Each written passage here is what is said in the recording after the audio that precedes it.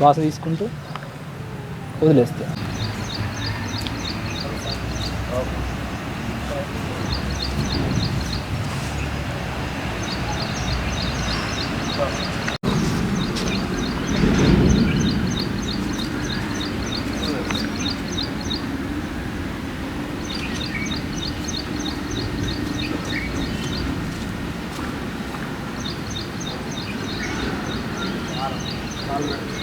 దీనిలో శ్వాస తీసుకుంటూ విడవాలి. ఈ క్రియలో కనీసం 5 సెకండ్లు ఉన్నాయి. ఇప్పుడు వైపు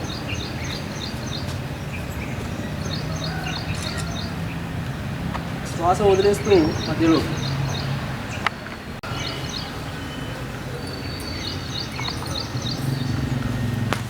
శ్వాస తీసుకుంటూ పైకి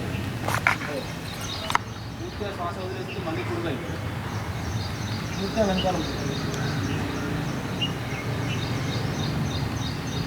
శ్వాస పూర్తిగా వదిలేస్తూ మధ్యలో స్ట్రైట్.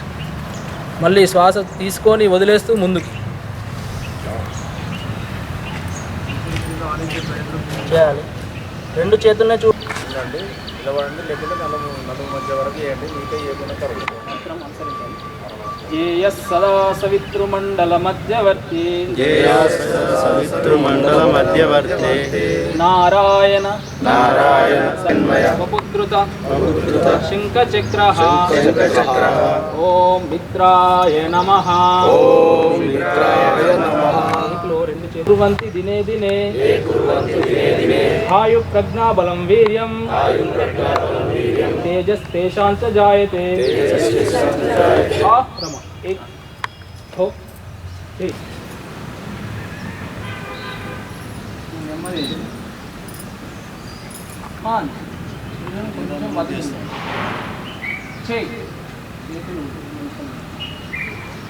7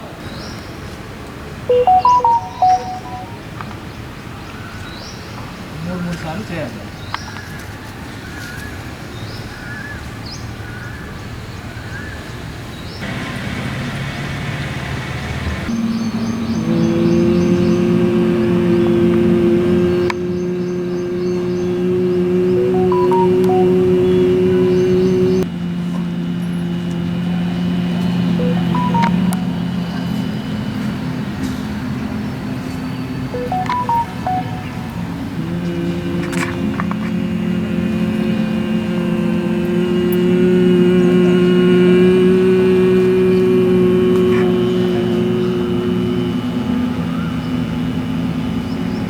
హృదయపూర్వక యోగా దినోత్సవ శుభాకాంక్షలు తెలియజేస్తూ ఉన్నాము. వేల సంవత్సరాల క్రితమే మన పూర్వీకులు భారతదేశంలో ఒక అమోఘమైనటువంటి ఔషధం, నిజంగా ఔషధం అనే చెప్పాలి, ఔషధంలాగా మనకు అందించినటువంటి వరం యోగా. యోగా కేవలం శారీరక పటుత్వానికి, శారీరక ఆరోగ్యానికి మాత్రమే కాదు, మానసికోల్లాసానికి, మానసిక ఆరోగ్యానికి, మరి ముఖ్యంగా స్ట్రెస్ రిలీవర్గా ఎంతగానో పనిచేస్తూ ఉంది. ఈ రోజున చూస్తే విదేశీయులు పోటీపడి మరీ మన భారతదేశం యొక్క సంస్కృతి సాంప్రదాయాలతో పాటుగా యోగాను కూడా మరీ ముఖ్యంగా వాళ్ళ దైనందిన జీవితాల్లో ఒక భాగంగా చేసుకుని ఉన్నారు. నేను ఒకటే కోరుకుంటా ఉన్నాను, మన సంస్కృతి, మన భారతదేశ గడ్డ మీద పుట్టినటువంటి ఈ యోగా మనం అందరము కూడా మన కోసం,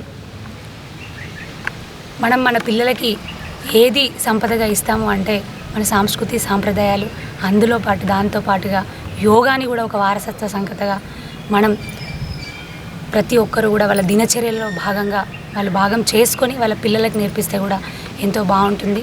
ఎందుకంటే ఇప్పుడున్నటువంటి కాలంలో, మారుతున్న కాలంలో ఆహారపు అలవాట్లు కానివ్వండి, లేకపోతే వాళ్ళ దైనందిన జీవితంలో వాళ్లకు కంపల్సరీగా చేయవలసిన చర్యలు కానివ్వండి, వాటన్నిటి వల్ల ఆరోగ్యం మీద ఎంతో ఎఫెక్ట్ పడుతుందంటే ఫిజికల్గా కానివ్వండి, మెంటల్గా కానివ్వండి ఎంతో ఎఫెక్ట్ పడుతున్నటువంటి ఈ తరుణంలో యోగా అనేది ఎంతో ఉపయోగపడుతుంది. మానవాళి సంపూర్ణ మానసిక శారీరక ఆరోగ్యానికి యోగా అనేది ఎంతో మేలు చేస్తుంది.